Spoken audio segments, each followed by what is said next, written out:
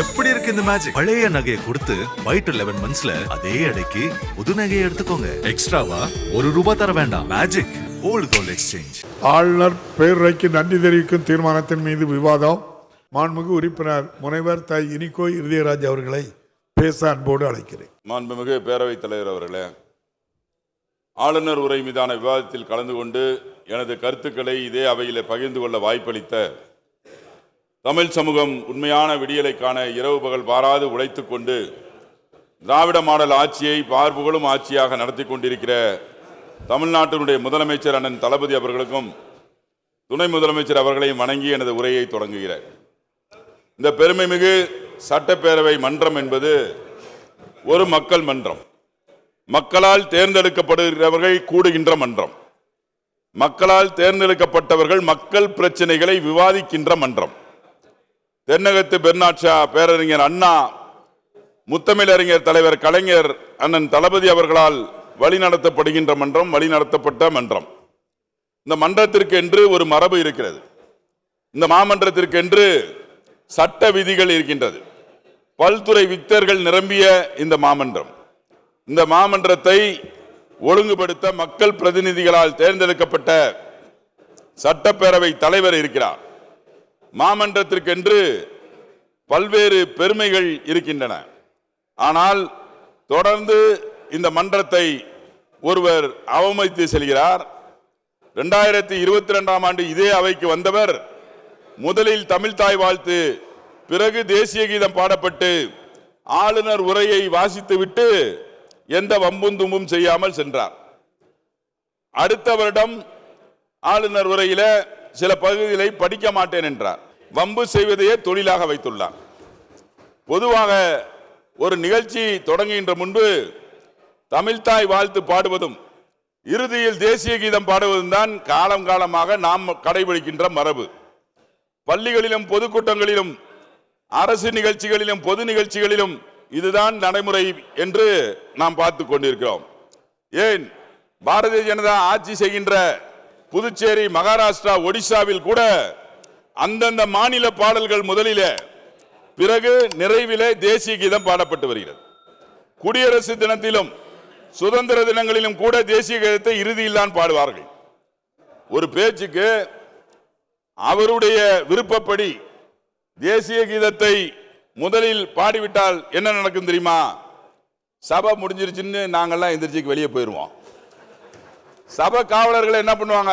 வேலை முடிஞ்சது அப்படின்னு சொல்லி லைட் ஆஃப் பண்ணிட்டு இருட்டில் தான் அவரை வச்சுட்டு போயிருப்பாங்க. ஏபிசிடிய கூட ஏயிலிருந்து தான் படிக்கணும்னு சொன்னா நான் இசட்ல இருந்து தான் படிப்பேன்னா என்ன அர்த்தம்?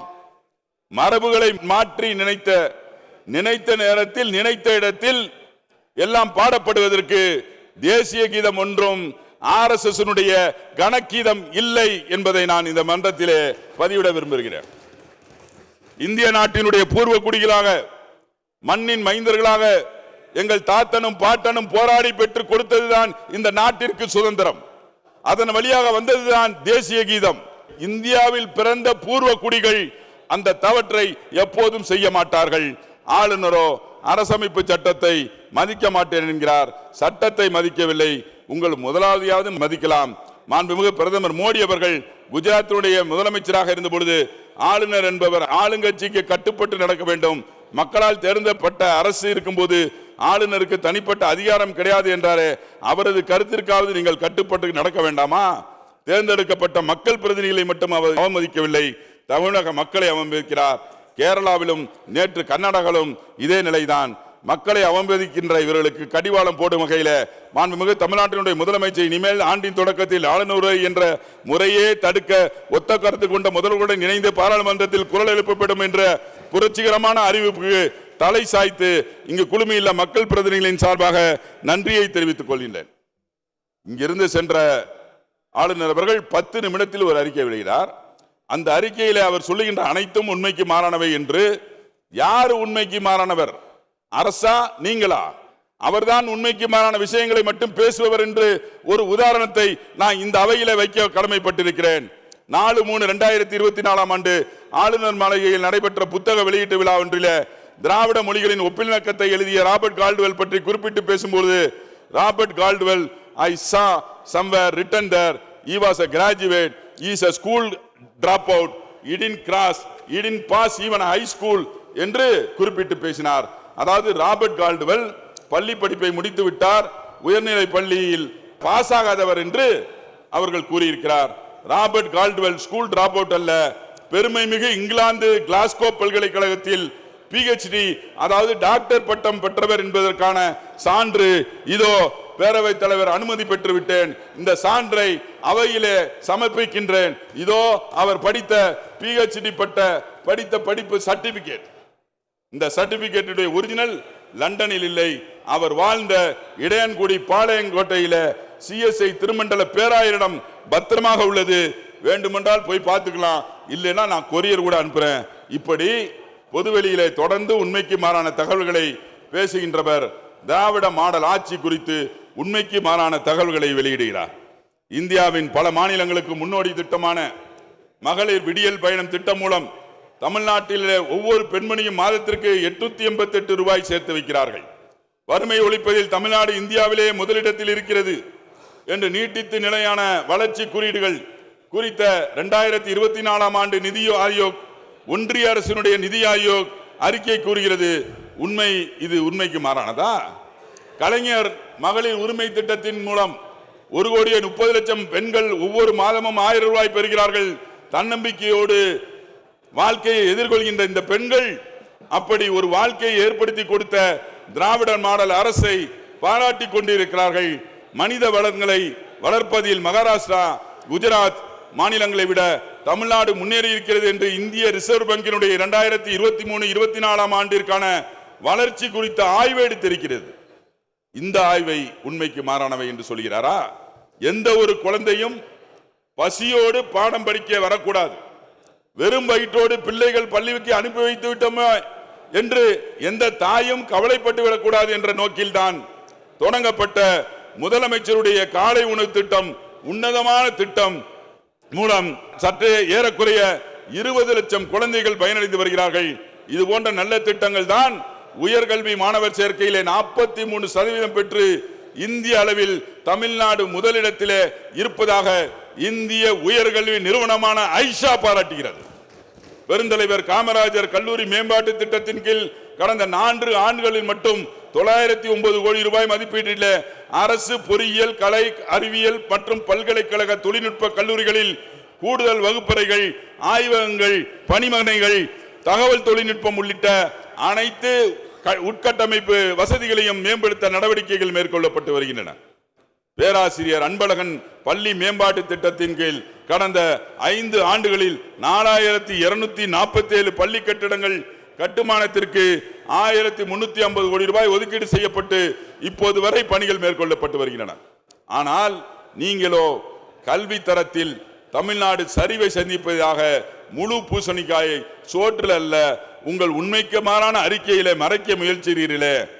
அது மட்டுமல்ல, பெண்களின் பாதுகாப்பு பிரச்சனை முற்றிலும் புறக்கணிக்கப்பட்டுள்ளதாக உண்மைக்கு மாறான அறிக்கையை வெளியிட்டுள்ளார்.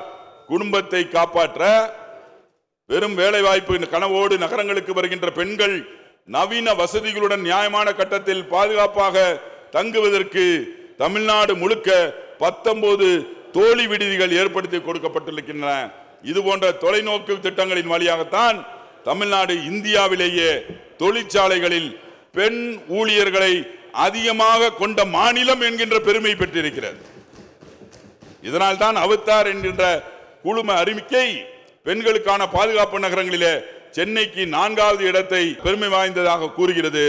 பெண்களுக்கு வாழ்ந்த உகந்த பாதுகாப்பு, வேலை வாய்ப்பிலே பெண்களுக்கு அதிகாரம் போன்ற அம்சங்களின் அடிப்படையில் தீர்மானிக்கப்படும் சமூக உள்ளடக்க மதிப்பீட்டில் 48.16 புள்ளிகளை பெற்று சென்னை முதலிடம் பெற்றிருக்கிறது.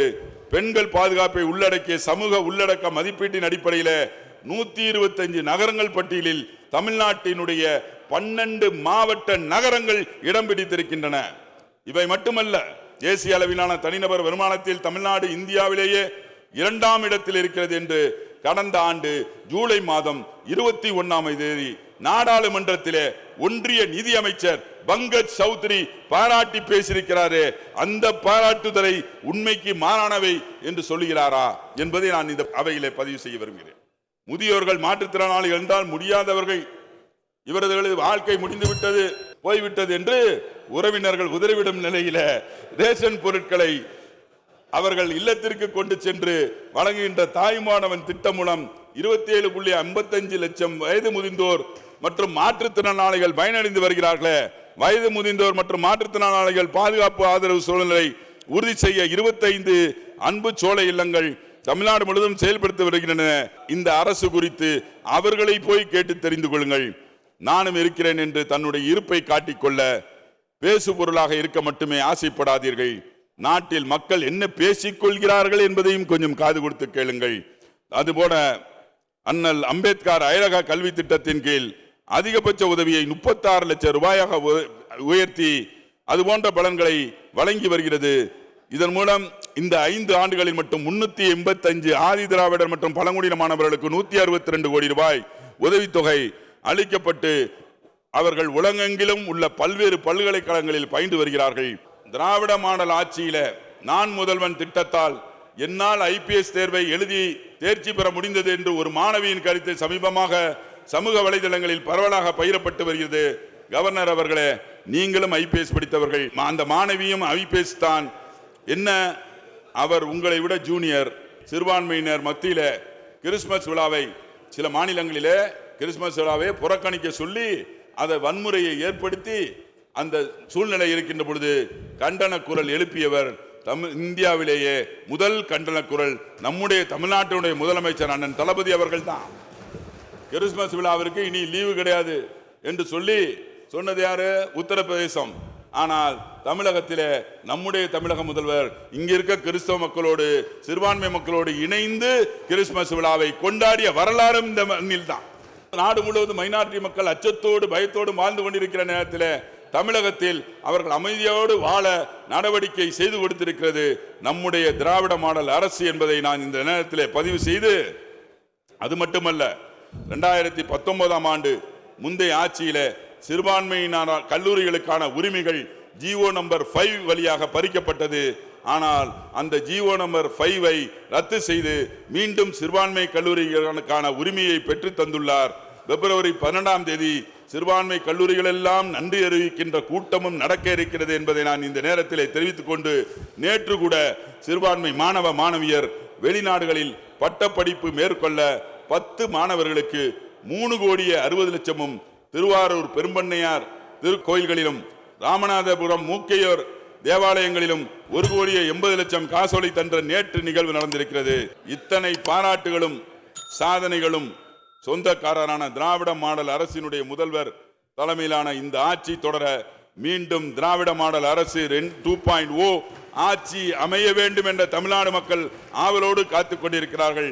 அதற்கு சாட்சிதான் தினம் தினம் சமூக வலைதளங்களிலே மக்களும் பயனாளிகளும் தன்னிச்சையாக வந்து அதற்கான ஆதரவான கருத்துக்களை தெரிவித்து வருகிறார்கள். 2026ஆம் ஆண்டு சட்டமன்ற தேர்தல் முடிந்து திராவிட மாடல் ஆட்சி 2.0 ஆட்சியில இந்த பேரவைக்கு நாமெல்லாம் வருகிற பொழுது தமிழ்நாட்டுக்கு எத்தனை முறை வந்தாலும் டெல்லி எஜமானர்களுடைய கட்சி இங்கு வரப்போவதில்லை, டெல்லியினுடைய அடிமைகளும் இங்கு வரப்போவதில்லை.